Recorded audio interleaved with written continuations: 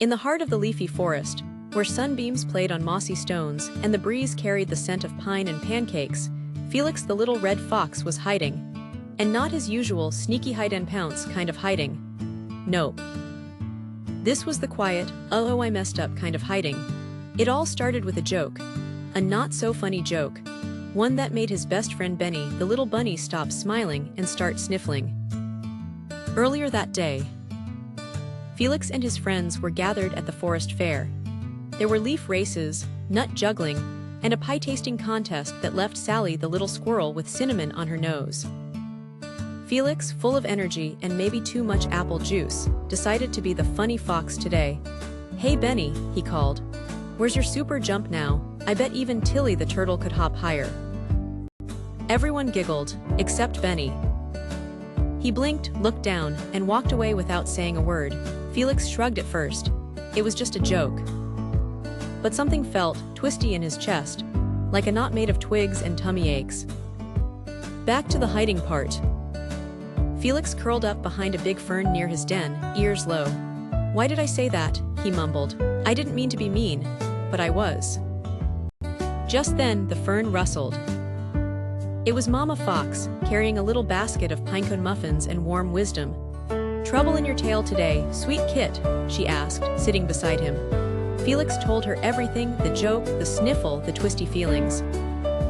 Mama Fox listened quietly, then said, "Sounds like it's time for an apology adventure."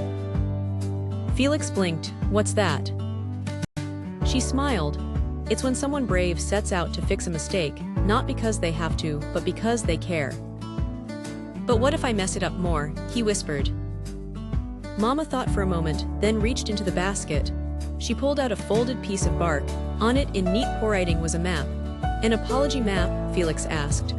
"Exactly," she said. "Every brave apology starts with 3 steps. The apology adventure map. Feel it, know in your heart what went wrong. Say it. Use words that are kind and real. Fix it. Ask if there's something you can do to help." Felix held the map close. "Okay," he said, "I'll try." The next morning, Felix trotted through the forest, map tucked in his scarf. First stop, step 1, feel it. He sat under his favorite thinking tree and whispered, "I made my friend feel small, when he's actually the bravest bunny I know." His ears perked up. That felt true. Step 2, say it.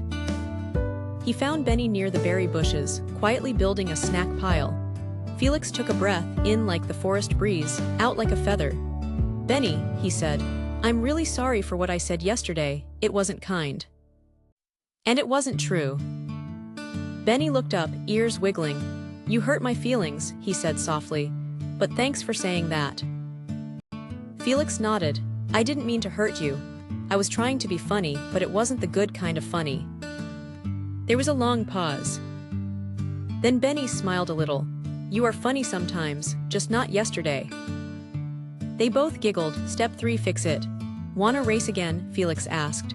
"No jokes, just fun." Benny grinned. "Only if we have snack breaks." "You got it," Felix said. That afternoon, the 2 friends zipped through the trees, leapt over logs, and shared berry cookies in the sun.